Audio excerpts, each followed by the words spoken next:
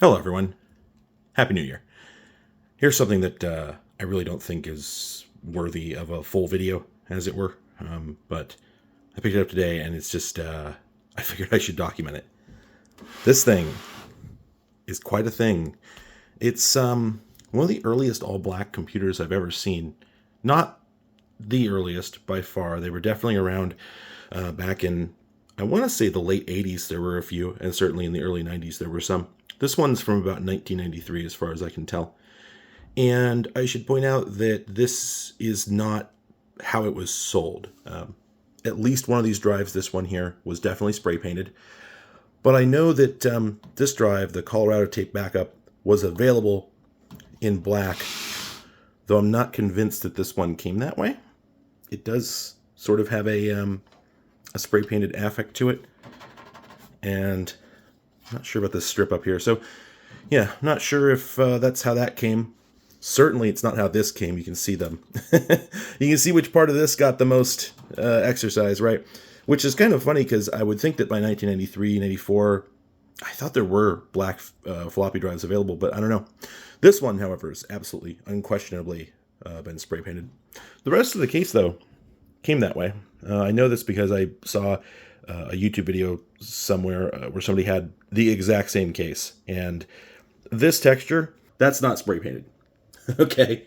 You can't get that kind of texture if you've painted over something. There is such a thing as plastic dye, which some people have used to achieve recoloring of old plastics with a surface texture without changing the texture, but that's not what this is. It came this way. All right? All right. So this is a Baby AT case, which in short means that we have a hard power button. We've got the keyboard lock, which disappeared after the Baby AT, as far as I know. We've got the turbo button, which I think also disappeared after the Baby AT form factor. Then here would be the speed indicator, which I don't think was ever correct on this one. I'm not going to plug it in for reasons which will become apparent, but I did plug it in earlier, and this came up saying 95. Well, anyway, I don't think it has anything to do with how the machine was actually set up. I don't think it was ever 95 megahertz. But at any rate, I also don't believe that CMI really had much to do with this thing's creation. I think this is just a case somebody bought. But boy howdy, isn't that just a look? What a gorgeous looking machine for its age, etc. It also has a couple interesting features. I'll talk a little bit more about this later, but I'm just going to tease this out of here so I can show you. This is actually a CD-ROM. It's a caddy loading Panasonic CR522-B, a one-speed CD-ROM, and one of the first ones that Panasonic ever made back in 1992. Per the label on the top. Can't quite get that out, but trust me, it's from 1992. This is the only drive I've ever seen with mechanical eject. This is not generally a thing. I believe the CR562 was the one they made concurrently with this. And I want to say that I read that it did not have mechanical eject, but I haven't actually checked. And in any case, they very, very rapidly switched to electronic eject. And all the other caddy loading drives I've ever seen were electronic eject. And I suspect that's because there was a lot of potential for user error. Because ejecting the disk when it was still spinning, there's a lot of things that can go wrong, etc., etc. But anyway, let's take a look at the back, and you'll immediately see why I'm not turning this on. Yeah. Unfortunately, this one's enjoyed some moist days, and there's more going on inside along those lines, but you can see from the white speckles, this corrosion and whatnot. This thing was left in a shed, most likely, and just had a lot of humidity around it. And that doesn't destroy a machine. The trouble is that this one has a lot of other problems already. And the last thing it needed was to be left in a shed.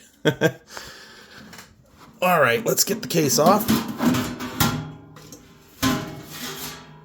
Okay.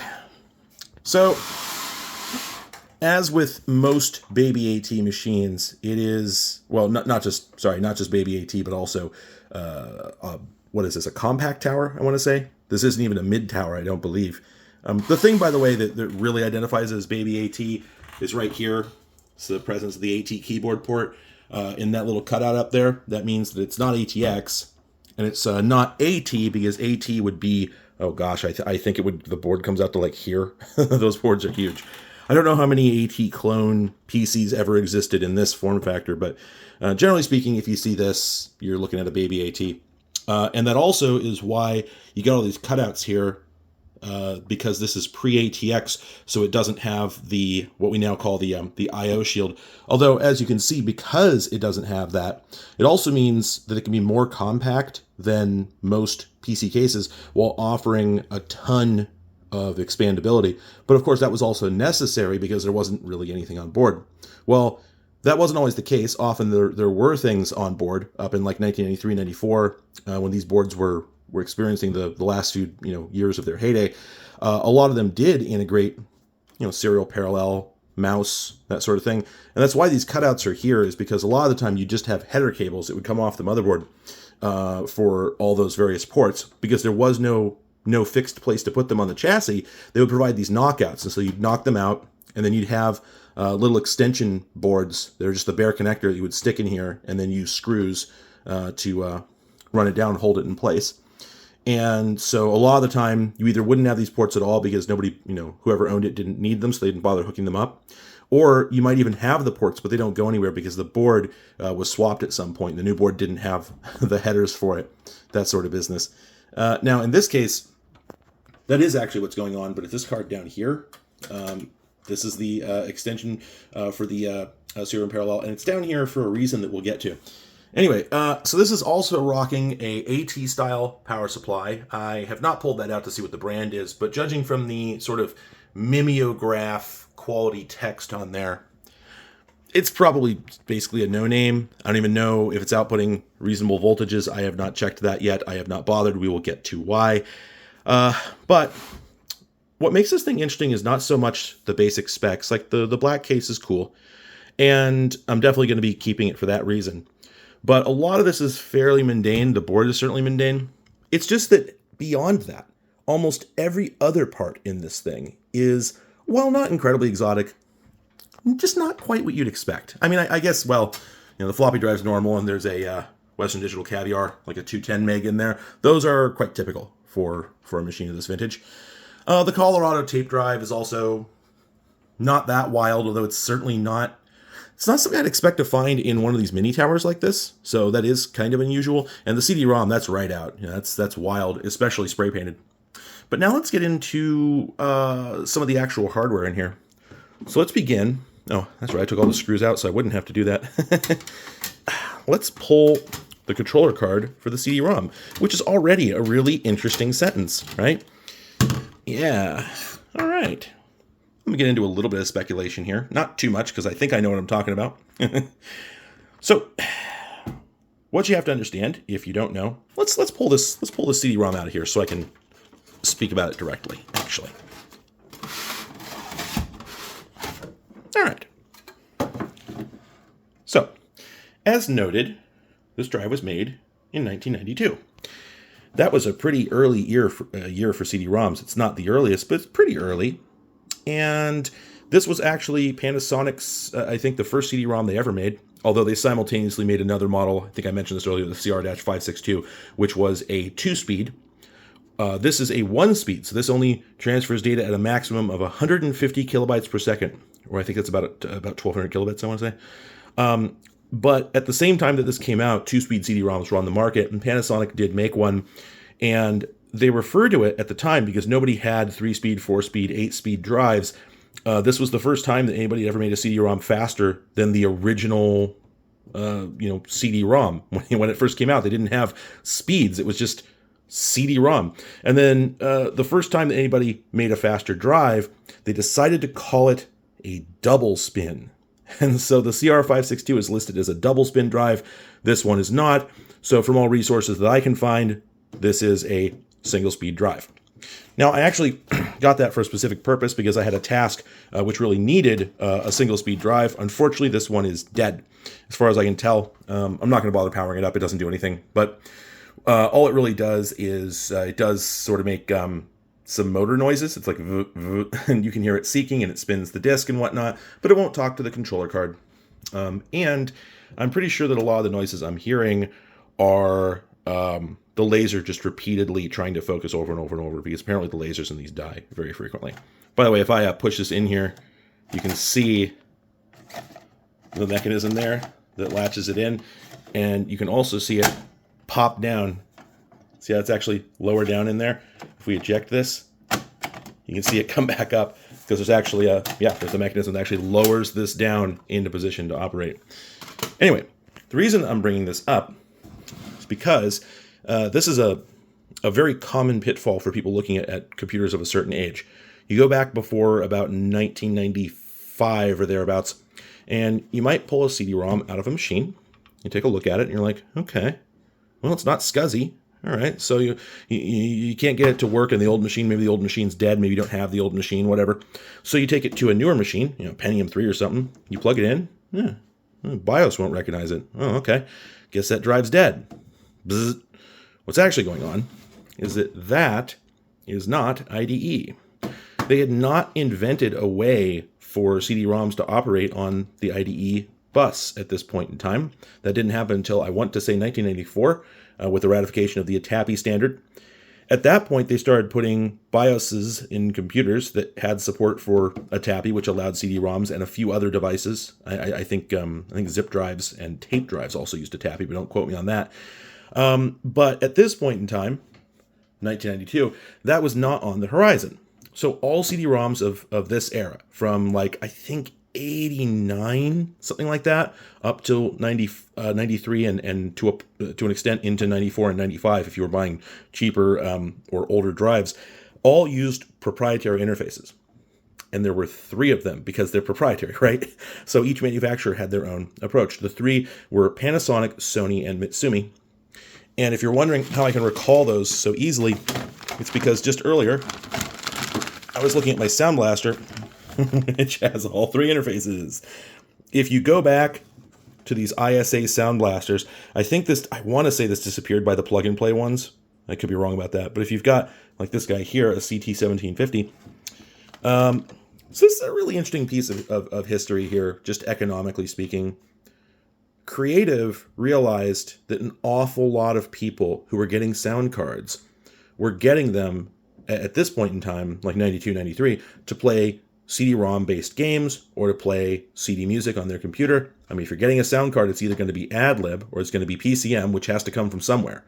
Well, at this point in time, floppy disks were the only alternative to CD-ROM, and you couldn't really fit a whole lot of PCM audio, let alone, Redbook audio onto a floppy, namely none. So chances were, if you were buying a sound card at this point, even if you weren't going to be playing like an FMV game that was like playing music or video straight off a CD-ROM, at a minimum, you were probably going to be installing the game from CD-ROM. And so chances were you didn't have a CD-ROM interface, which is actually kind of weird because, I have not looked into this. I guess the drives didn't come with interfaces, I suppose.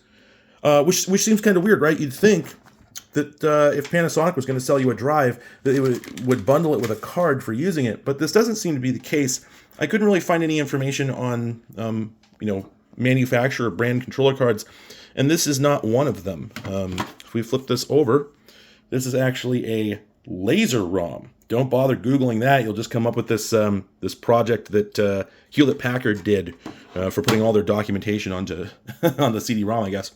But anyway, so this here is a interface card for the proprietary. So this says MAT, which is short for Matsushita.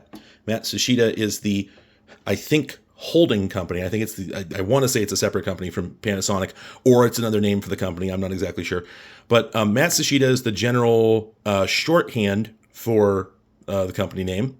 The reality, apparently, or at least at this time, was that the name was Matsushita and then 2 other words I've forgotten. It's MKE. It's right there. Oh my God, it's right there. Matsushita Kotobuki in Electronics Industries. I did not notice that. Panasonic refers to this interface as an MKE bus, and it's called a bus because you could actually put 4 optical drives on it, which is cute because IDE could never achieve that. Although it doesn't really matter because most IDE controllers had 2 ports by a year or 2 later, and you could just put 2 chains on there. 2 chain. Anyway, the point is, this is a card whose sole purpose is to connect this particular drive to your PC. And you'll notice there's not a whole lot going on there. There's not a whole lot of circuitry on this device. Well, I guess if you're not an expert on logic circuitry, maybe this doesn't mean a whole lot. But here's the thing. I haven't looked up each individual one, but these are 7400 series logic, pretty much all of them. So they're not doing a whole lot. And chances are that this is what is called an address decoder. In other words, let me just cut to the chase. This is an ISA device. Like, this drive is essentially just plugging into a slot on your motherboard. And in fact, this was not a novel idea or really even all that remarkable because, and this is something I had not really accepted until I really dug into it recently and got the details, but this is apparently true for IDE drives as well. Not necessarily on newer ones. I think this changed at some point, but at least for the original IDE hard drives, the reason it's called IDE is because they have integrated drive electronics or device electronics. Prior to IDE, your hard drive required a big, complicated interface card, an MFM or RLL interface card, or sometimes SCSI, in order to talk to the board. The whole advantage of IDE was that they put so much intelligence in the drive itself that it could just speak the native language of the motherboard. So if you look at a board of this era that has a built-in IDE port, behind that port is very, very, very little logic. It's pretty much tied straight over to the ISA bus. The only thing they've done is they'll have added some basic components like this, or maybe a PAL chip or a dedicated address decoder chip. And what that means is everything connected to the bus can see every message sent to every card on the bus at all times, and also any other memory access going on in the machine. It's just this thoroughfare that everything talks through. The address decoder is the device on every single ISA card whose job is to tell the card, okay, all this shit that's going on the bus right now, ignore it. Ignore it. It doesn't matter. None of that is for you. And then when a message comes through that has the appropriate addresses set, that is, it's addressed to this device, the address decoder logic turns that into a 1 and sends that 1 to a particular pin on the device that says device select. And that basically causes it to start paying attention to what's going on the bus. This is actually what the jumper in the original IDE hard drives to select master or slave. This is what that did. It shows one of 2 I/O ports, basically memory ranges that the drive would listen for. But I guess eventually they stopped putting the address decoder logic in the drive itself for probably a mix of reasons, and they started putting that on the board instead. But anyway, the point is the hard drive speaks ISA directly. And apparently the same is true for these early optical drives. And I guess technically the later ATAPI ones too. So yeah, every optical drive and every hard drive made after a certain point, after like 1991 or whenever they started doing integrated electronics, is basically just an ISA card with a funky plug on it. This is what I'm being told, and from what I can tell, it seems to be true. So what that means is that this is not a controller card. There's probably no state on here. I don't think any of these devices store state in any way. So all these do is just bridge this device over to the motherboard, and it also provides an external connector. Now, I don't have details on this, but it is labeled EXT, while the other one, the ribbon, is labeled INT. So here's my guess, just a guess. I have not looked up a pinout on this thing, but this is a 40-pin ribbon cable, which is why it's so easy to confuse it for an IDE drive. But my assumption is they just used this because the connectors and the ribbon cables were readily available. They don't actually use anywhere close to the full 40 pins. And I actually have a supporting reason for that I'll get to in a moment. But it means that they can fit the whole bus for the drive through 25 pins. And that means that the external drives that Panasonic was selling at the same time will work on here without any special circuitry. That's what I'm guessing is going on. Now, the reason I think they're not using all 40 pins is because Sony didn't use all 40 pins either. You'll notice this connector here, that's the Sony connector. That's the Panasonic one right above it. This is only 34 pins. And you know what? I don't think Sony needed that many either. They probably both operate in 25 or less. It's just that 34 is a standard floppy drive ribbon, which was also available. They didn't want to make custom ribbons or connectors. So that's probably what's going on there. I don't know a damn thing about the Mitsumi interface, but I guess that was the other major one. And, you know, now that I notice, there's a Mitsumi chip on there. CR60. You know, I'll bet that that's actually the interface for the Mitsumi port here. But that makes you wonder, then, are they just bit banging the other ones? Is the Mitsumi the only one that needs an advanced controller chip? That's sure what it looks like. That's worth looking into. I wonder if Mitsumi did something cleverer or something much dumber. Maybe they didn't put nearly as much intelligence in the drive itself and put a lot of it in this chip, and then the cable there just gives it sort of direct access to the, you know, the laser mechanism and internal amplifiers and whatnot. I have no idea. I just made all that up, but wouldn't surprise me. It's sort of the way things often went back then. So anyway, the final thing that this does is it breaks out the analog audio. You probably know that on a normal like IDE drive, you've got a 4-pin connector on the back, and when the drive is playing CD audio, it'll spit out the decoded analog sound through that port. Well, this is no different, except the connector changed over time. And you had to get that sound out somewhere, so if you weren't using a sound card, you had to break it out somewhere else. So this just takes those lines and runs them out to these two RCAs. So this is a very, very, very simple card, and to wit, it does not have any IRQs. When you put this in your machine, all it does is show up at a particular memory address range, and that's it. And I found, I don't know if this applies to any other card, but I suspect that these jumpers are what sets the address range, and apparently this configuration puts it at a base address of 300. So, congratulations. If you're the person who's trying to get one of these working, I'm sorry you had to watch like 20 minutes of video to get to it. All right, moving on. The drive, I really wish it worked. Unfortunately, it doesn't. It is cool that it's got the black paint job. It is cool that it's such an early drive. It's also interesting that it uses a dedicated interface card. And the reason for that is that this actually has a card with a CD-ROM interface, but this is really intriguing. So I don't know what interface that is. Let's just take a look real quick. I just realized I have not checked this. How many pins is this connector? I don't think that's 40. I think that's 34. Yep. So that's why they had the dedicated interface. I think this card was set up for a Sony CD-ROM. And if it had been equipped for a Panasonic or a Mitsumi, then they would have populated this header here instead of that one. And it also, I kind of have the feeling, yeah, that's a 50-pin socket. So I think in another universe, that could have been a SCSI interface. And this here looks very much like it could have been a SCSI controller chip, because I notice that it's just bonded straight over to the ISA pins. So that would have been its own dedicated host controller. So yeah, that does feel like it would probably be SCSI. But the card itself is quite an odd bird. No pun intended. Anyway, I've never seen this brand before, and if I remember correctly, the name is the Cardinal Digital Sound Pro 16. Yeah, weird. It's definitely not like a rebranded Creative or anything like that. You know, it's using all analog devices, DSPs, and I looked it up, and apparently it's just sort of its own thing.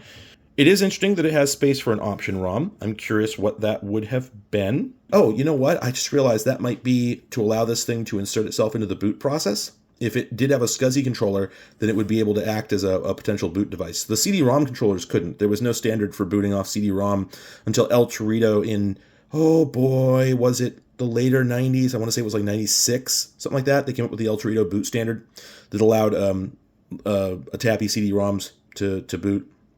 I know SCSI CDs were bootable before that, but now that I think about it, I don't know what they would have used for that if El Torito wasn't around.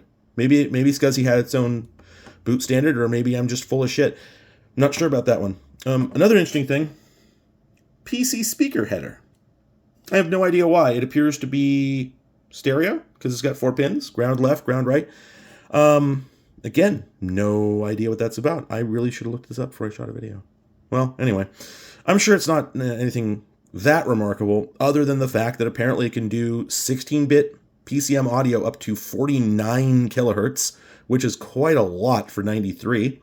And I think it could do 11 voice wavetable synthesis, I think. So, yeah, quite an interesting card. I'd really like to pop this in something to see what it's like. Moving on. All right, so we've got a modem. It's probably nothing remarkable. Yeah, we got a Rockwell, or as it always says, Crockwell. So that's a hard modem.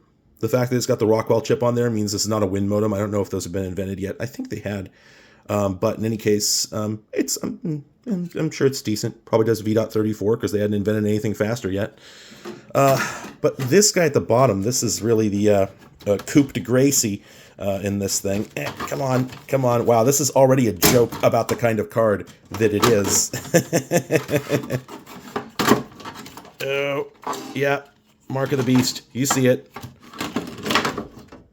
Let's unplug some of these cables. I don't need these. All right, much better. So here's what we appear to have here.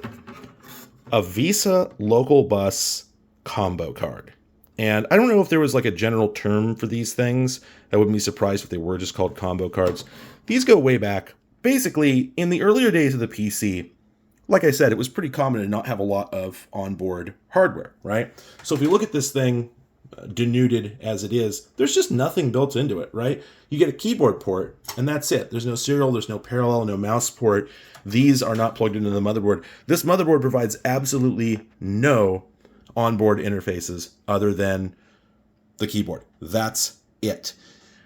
So you always had to buy extra cards to give you all your standard interfaces because everybody wanted serial and parallel. And then you'd get a mouse card. At one point, it was an actual dedicated interface. They called a bus mouse card if you weren't using a serial mouse. Or at a minimum, you'd have to get some sort of bracket to connect to the motherboard, but that was only later when they started putting the controllers on board. But if we go even further back, if we go back to like the IBM PC or even to the in between the XT and to a certain extent the AT, they still didn't provide anything on board. That didn't really happen until about 95 when they started integrating a lot more onboard peripherals and interfaces. So for the original PC, you had to get a dedicated parallel card, a dedicated serial card. You had to get a dedicated floppy drive controller. Every single thing the machine could do was a separate card. And you only had 5 ISA slots in the first version, and then I think 7 in the XT. And I don't know what the actual limit on logical devices was, but it was far higher than 7. I think even by just the number of available IRQs, I think it was at least 13 or 14. You just didn't have enough physical slots to plug them all in, unless you bought IBM's wacky expansion chassis they sold for a bit. So you started to get things like the AST 6-pack, which was a card, I think a little bit longer than this, I want to say, which integrated a RAM expansion, a serial port, a parallel port, a real-time clock, and I think a game port, and I think a couple other useful things, all onto one card that all went into one slot. These were incredibly useful and nearly ubiquitous for years and years and years. And apparently it was still a thing well up into this era, and it makes sense that it is, because this card integrates an awful lot of things that you wouldn't want to have dedicated ports for. We've got a parallel port here. We've got 2 serial ports here, which, as I mentioned, they go through these little ribbon cables and connect to the back. I actually lied when I said this was parallel and serial. These are actually both serial ports, which I should have known because this has the male pins on it. Parallel ports never do. This one, on the other hand, that is parallel port because that's a female socket. So that's why these are both 9-pin, or well, I guess 10-pin technically, but they're only using 9, which is interesting actually now that I think about it, because that means that this 25-pin serial port isn't really a 25-pin port, which probably doesn't matter. I think in practice, I want to say nobody did anything with the full 25 pins in the consumer space, certainly not up into this era, but I might be talking out my ass there, so don't take my word for it. But anyway, it doesn't really surprise me, though, if they would have just gone with 9 pins for either one of them, because 9 times out of 10, the only reason you would have a 25-pin cable, you just have some archaic device that didn't really need all 25 pins, but had gone with the old-style IBM port anyway. And then you might think this is another serial port until you look at it and realize that's VGA. And yes, this being a Visa local bus card, or as people often called it, the very long bus, notoriously difficult to plug in and unplug, this takes advantage of the high-speed access that provided to offer a probably decently performant CLGD5426 Cirrus Logic display chip. I don't know what the specs on this would have been, but I'd be shocked if it couldn't do at least 1024 by 768 at like, well, it'll do at least 256 colors because there were much older cards that could, but I wouldn't be surprised if it went quite a bit better than that, maybe even up into like 16 or 32-bit color. And I'm going to go ahead and guess that that's what this is about. This is probably VRAM. This thing is too late for that to be system RAM. This uses, what are these, 30-pin SIMs or 72? All right, they're 30-pin SIMs, and there's quite a few of them, and I am no good at telling how big they are, and the machine won't post, so not sure, but the fact there's 1, 2, 3, 4, 5, 6, 7, 8 chips in there is making me think that's probably like 4 or 8 megs at least, maybe more. So these dip chips, I would say, are probably way too small to contribute meaningfully to the system RAM, and I don't think at this point that you could actually run full bandwidth system RAM over the ISOBus anyway. So in summary, I'm pretty sure that that's video RAM. And then we've got the video BIOS over here. This is the WinBond chip. That's going to be the interface for the parallel and the serial ports. And then this also has, what is this? That says HDC. That's going to be an IDE port. And let's see, does this thing have an actual like controller chip? Promise. Oh, okay. Yeah, Promise controller. If that's a Promise chip, then I'm pretty sure that's going to be like an actual full fat, host controller. Does something other than just bridge the drive over to the board. Oh, I'm sorry, I didn't even notice there's all these ports in the middle. What we got? Feature connector, game port, and FDC. Right. So naturally, this provides a floppy drive controller, which is probably also coming off that WinBond chip. That's going to be a Super I/O chip, and then the game port, that's going to be coming off the WinBond as well, because that was a pretty common thing to have separate from a sound card. I actually have a PC that has a whole bunch of integrated stuff. It's got a keyboard, mouse, serial, parallel, and video all built in. No sound, but it does have a game port built in. Really weird to look at. But then finally, we've got this feature connector here, and that is a VGA feature port, or VESA feature port. Actually, this is new enough. That would be a VESA feature port, which is how you plug in things like MPEG decoder cards to allow them to superimpose video over the output from the card instead of going to the card's RAM DAC and outputting directly to the card itself. Very useful for video decoders and not a whole lot else. Again, not an incredibly exotic card per se. There were probably tons of these, but just hadn't seen one like that in a machine. Certainly not in the VESA local bus. I've seen combo cards, but I've never seen one that also integrated the video card. So I thought that was neat. Another fun thing. Let me find the floppy drive cable here. Here we go. I mentioned earlier this has the Colorado tape drive. At least I think that's a Colorado 250 meg. I'm pretty sure from the form factor, right? Well, those came in a couple different flavors. One type used a proprietary interface card. This one, however, for convenience, uses the floppy drive interface. And so this is the floppy cable going to the floppy drive down here. But I guess this was just too far a span, because what they've actually done here is they've intercepted the cable halfway down, and yeah, they've plugged in this weird extension. And actually, now that I look at it, no, I'm sorry, I misinterpreted what was going on here. The one going to this floppy drive is a normal cable. I thought that they had like a male to female extension cable here, but no. This bluer one here, that's the one that actually plugs into the card, is like, it's like a normal floppy drive cable, but it's extremely long. And then it just has this female connector really, really close to the board connector. I'll bet this came with that Colorado drive, and it's for this exact purpose, because they figured a lot of PC cases back then were about this tall, and there's no way that a single floppy ribbon would make it all the way from the floppy drive all the way up to the Colorado. So they just assumed that you'd need this really, really long extension, and then the floppy drive would plug in here, so it could just go to the drives normally. I'm guessing that's where that came from. I've never seen anything like this in my life, though. That's wacky. Anyway, let's actually get these ribbons out of here, because there's a couple more things I want to show you. I'm probably going to be gutting this machine anyway, because, well, as you'll see, I don't think it's ever going to live again. All right, with everything out of the machine, we can now see the actual motherboard.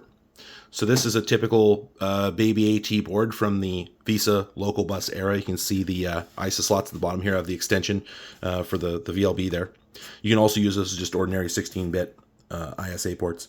Now, the reason I say this machine is never going to work again, and this is a bit of a strong statement, but yeah, honk. I mean, you know or you don't know, but...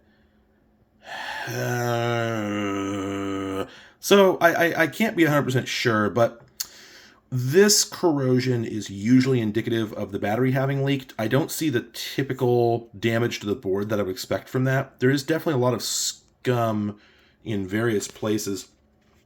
The damage definitely isn't as bad as it could be. I've seen leaked batteries absolutely destroy a board. So this one's probably salvageable, but you can see there's some corrosion down there on the surface mount components. It made it down here to part of the BIOS, and you can see that it, I guess maybe the fumes or something from the battery contents got up to the slots here and messed them up. Now that's not the end of the world, but it's just probably not worth the effort to fix this board. Like, it might be possible. It's been suggested that I actually vinegar dip it. Like, I actually soak the entire board, submerge it in vinegar. You pull it out, rinse it, give it a bath in isopropyl alcohol. That sort of chases off the water, among other things. I could do all that, but I just don't know that I need to. They made 1 trillion of these boards, and I could just swap one in here that works. That's probably what I'm going to do, especially because, now I have not looked into this, but I am told that these suck. This is a Texas Instruments TX486 DLC/E-40GA, and what appears to be the matching coprocessor, right? I think that's a 487. I'm new to this particular model of CPU, but I'm told these things do not perform very well. So probably this machine is not particularly worth salvaging, except for, the sake of it, right? Power supply is probably dead. Usually these ones are doing pretty bad at this point, especially if they're no name. Hard drive's probably fine, I guess. Oh, my favorite thing about this, and my number one reason for wanting to get it working again, might not, I don't know, but this has a Mr. BIOS. I don't know that I can 100% remember what the Mr. BIOS is about. I seem to recall that at least one point, this company was actually selling aftermarket BIOS upgrades. I don't remember what they did or what they promised, but supposedly it was like a drop-in upgrade for your BIOS. You just pull the chips and drop in theirs, and it would, I don't know. I guess it would just make your computer 20% sparklier in some way. And I think that's what happened here, because it's got half of an AMI BIOS, and then it's got half of a Mr. BIOS. So, maybe that's how that works. I don't know. I've never looked into it. I've never seen one in the flesh. So, I'm going to have to figure out what that chip exactly does, what that BIOS is for, and then see if I can get another baby AT board to put in here, or if I can maybe rehab this one. I don't know. And see if it does anything. I'm really curious if does a Mr. BIOS say Mr. BIOS when it boots? I know it's short for the name of the company, but I'm calling it a Mr. BIOS. I don't think it was a mistake that they named it that. But yeah, does it do anything special, or is it just a BIOS? I don't know. This machine really comes down to that. Is it all that special? Probably not. But pretty much every part of it is something that's not every day for me. Even when I look at machines of this era, they don't usually look quite like this, beyond just the paint job. So, yeah, I thought it deserved a little more consideration than just being gutted and thrown out, which is almost what I did with it. I actually got it just for the CD-ROM and maybe one other component.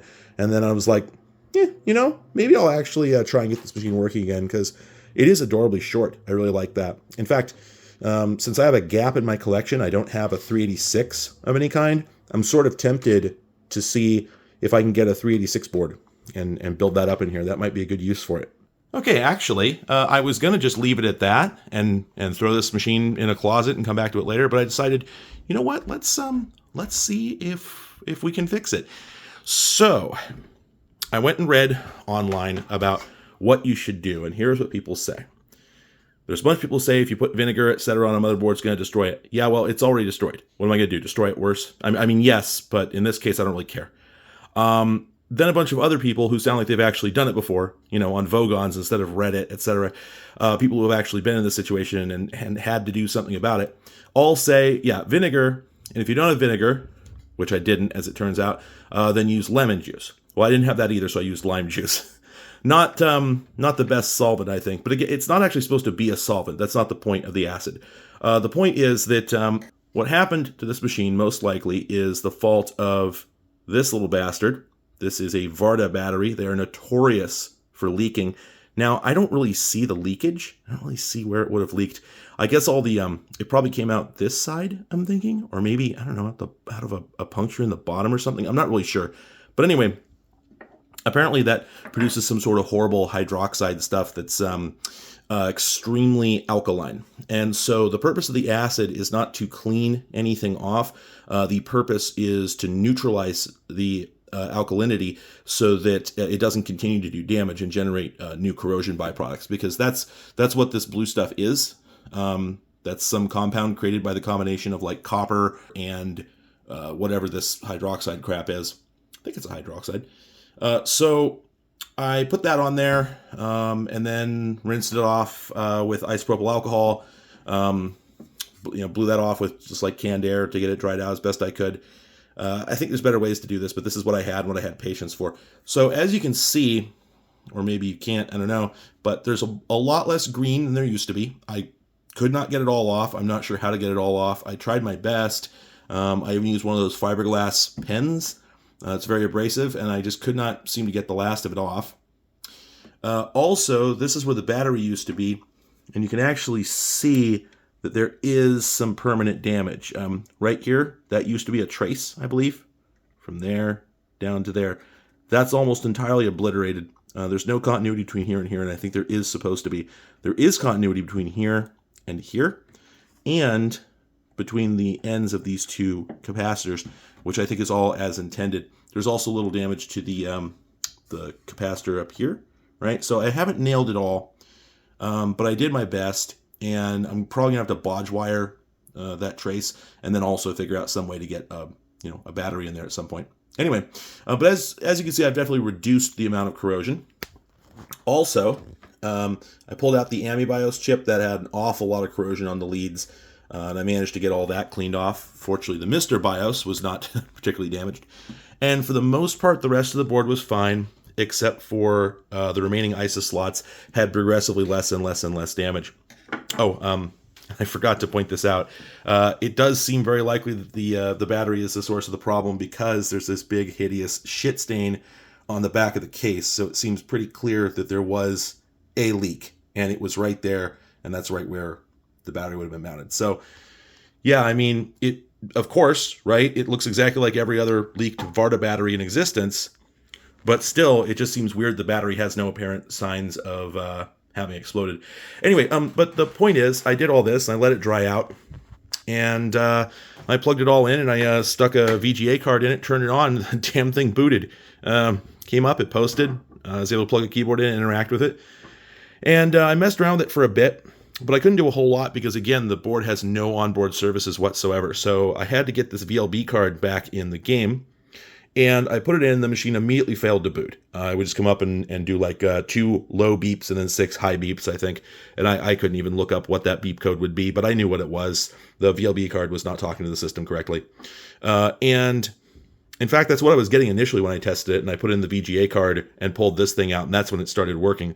So I concluded this card might have been dead.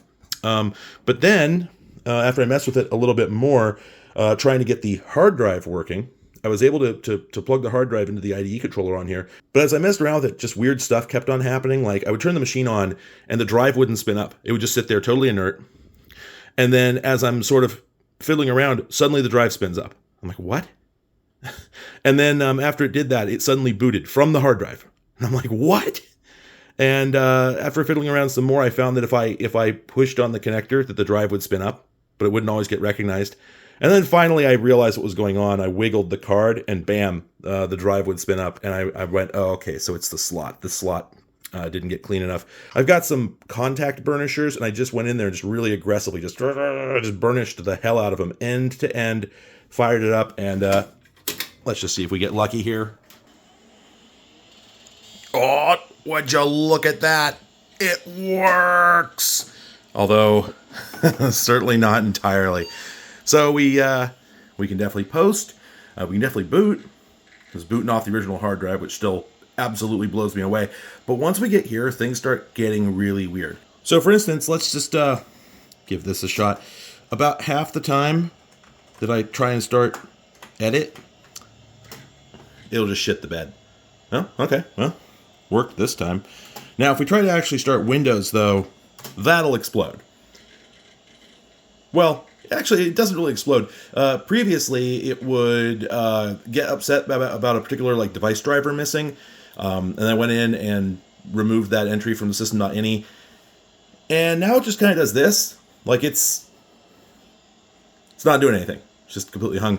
And oh, okay, well, numlock's still working.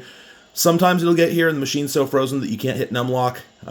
In this case, we can probably reboot, Control delete it. Yep, there we go. But I've never gotten it to a desktop in like normal Windows 386 mode, and usually it drops to a black screen there. I won't go any further. However, if we fire this up and try to start it in non-386 mode, it'll usually get further. Okay, we're actually, we made it to graphical mode. We've got an error from the driver system here. And then as soon as we get past that, oh, wow, it actually got further than it usually does. It made it as far as almost showing us Program Manager. And then, yeah, bad fault. And here's the thing. Let's just do that again. And we crash at a different point. And then if we do it again, we get a different error and it crashes even more quickly. Oh, and now for some reason it's in this folder. I don't think it was there before. Yeah, so it's still having problems, but for the most part, the machine is definitely functioning. And I really wouldn't be surprised to learn that this is actually comes down to a problem with one of the cards. Like it could be the case that the maybe this VLB card is damaged in some way, or maybe the slot is just so dirty that the card is periodically just like spewing noise onto the bus. Maybe I just need to clean it some more. Or maybe due to the remaining corrosion, there's something on there that's periodically shorting out and fritzing out one of the buses. Or maybe these missing traces over here are more important than I think they are. You know, there could be a whole lot of things going on. Hell, the RAM could be bad.